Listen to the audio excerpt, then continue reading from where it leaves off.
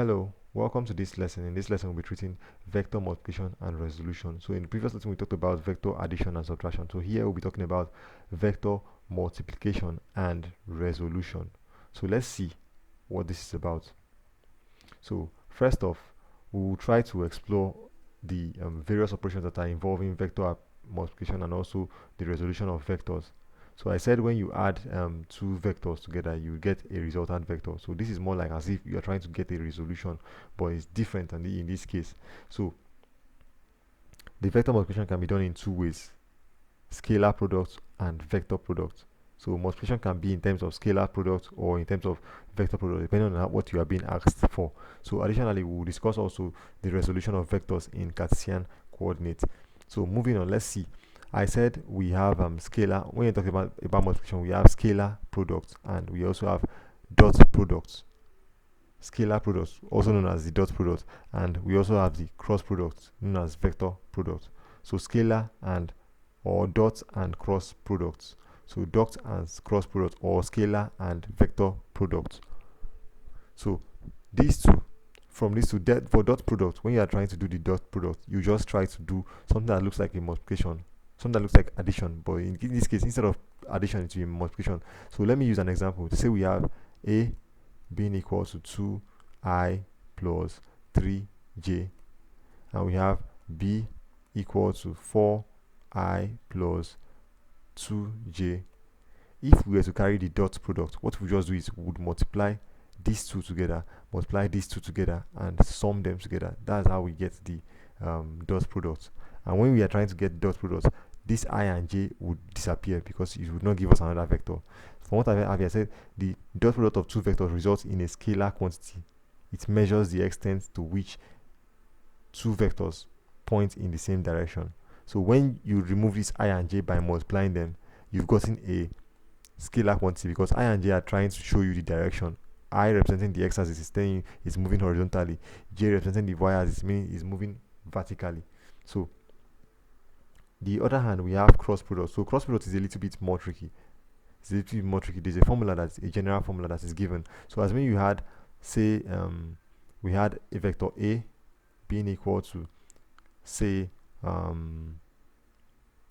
me say ai plus bj plus ck, where you can replace a, b, and c with different numbers. And we also have that vector b is equal to say bi plus bj plus bi plus qj q then rk. If we had this now, if we wanted to carry out the cross product, what we would then do is we would take the vertical components and also the horizontal components to get the vector product. So the major way that they use to get these vector products is you use the matrices form. So where you would, since we have three axes in this vector, we have three also on this one. It means we'll be using a 3 by 3 matrix system. So where the first line is represented with I, you write I. Since as when we are doing A times B times C, we would have used the normal standard, like it would be A at the top, B at the next, C at the third. But in this case, we're dealing with just two vectors, multiplying them. So now, to complete the third one, we'll have I, J, K first. Then we'll then have A, B, C. Then next we'll have P, Q, R. Then you take the determinant of this vector. So you take the determinant of this vector. So if you want to take the determinant of this vector, what you do then is you check this. You cross off this for the first time. You cross off this, and you also cross off this.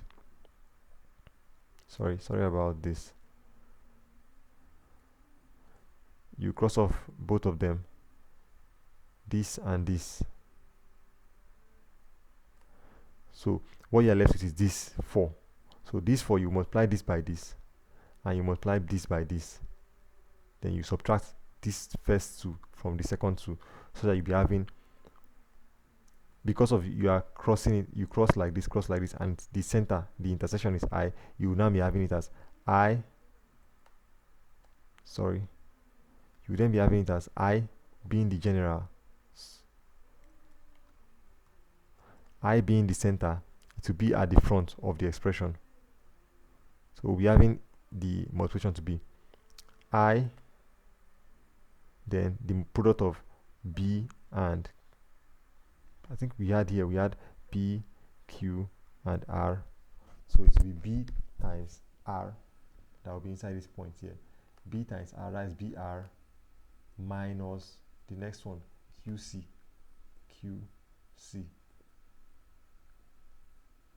Then once we are done with the I components by crossing out this one and crossing out this one, sorry, not that, crossing out this, that, and this, and this, and this, we've gotten the I component. So now the next case we'll then do is we'll do the reverse of that. We'll then, instead of crossing this first one and this second one, the next one we'll cross is the same first one, but now we'll cross the middle one. And once we cross the middle one, we'll then multiply A and R, because that's what will be the 4 that will be left. A and R and P and C. We'll multiply them together and do the same thing we had here. So that's how we do the cross product. So now let's move on to a typical example. If I would say that, let me just give a typical example of a dot product and a typical example of a cross product. So let's assume we have say we had a vector A being equal to 2I plus 3j, and we're trying to find dot product between it and B being equal to maybe 1I plus 2j. The dot product will just be A dot B, and that will be equal to I times I, the 2 times 2, 2 times 1 is 2, plus 3 times 2, 6. So the final answer will be equal to 2 plus 3. That is going to be giving us 8. So that's how simple dot product is. So in the case of cross product is actually way different from dot product. It has a little bit of intricacies in it. So let's see what it is like in cross product. So when you have a cross product, you would do this stuff. You first do the first time you cross this, something like this. You would have something like this. You would have something like this on the scale. So you would cross the first ones when you're trying to get the I components. For the I components, you will cross this one and this one. You cross them out. That's this one and this one. So once you are done crossing them out and you've gotten, you take this one at the center here and multiply it by the difference between this product of these two and the product of these two. So you'll be having, if it to be I that was there, you'll be having I bracket A R minus B times, sorry, minus B times CR. So I don't know if you're getting the idea. Just multiplying these two,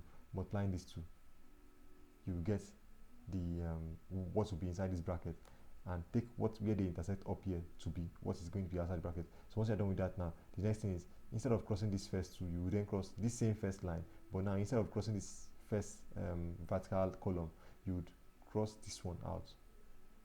So you now be left with this one and this one also and this one. So you can then multiply these two and multiply that two. Then in the third case, you will then have, instead of crossing out this first line and this second line, or this first line, you will then cross this line and also this last line. So then you'll be left with just these two. So you multiply these two and also multiply these two together in the same pattern we've been doing it, putting this as what you are multiplying the entire thing with. So that's for cross product.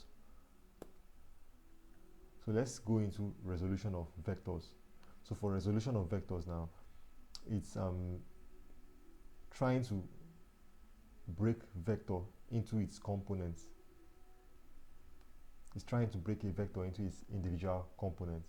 So we said that each vector has x and y components, or I, j, and k components. So to get the component or the resolution of a particular vector, you need to use you will be either trying to resolve it horizontally or resolve it vertically. So for two-dimensional cases, you either be resolving the vector into horizontal or vertical component, and this is where most of the questions will be out from, because just vertical and horizontal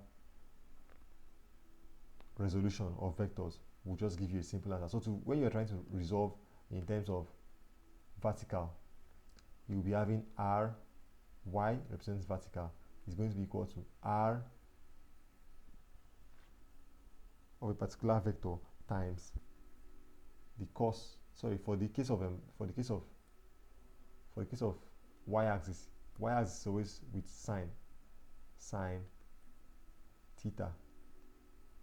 So in case of the x-axis component or the x component, it will be rx being equal to the same r, but in this case now it's not, instead of sine, then be cos theta.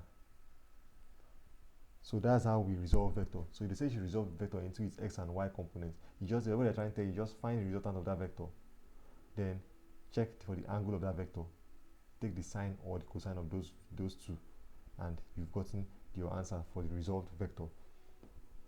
So that is for resolution of vectors. So let's see. Vector resolution can be in two-dimensional component, which I told you as x and y components, or it could be in form of three-dimensional extensions. So you will barely see three-dimensional condition in most cases, but it's typically two-dimensional cases in the case of vector resolution. So it could be represented in terms of trigonometric functions. Those are the sine and the cosine that we saw in those expressions. So in conclusion, we've talked about vector multiplication, and we talked to a reasonable extent about dot product and cross product. Then we talked about how vectors are being resolved into their x and y components. So that will be all for this lesson, and I'm saying goodbye.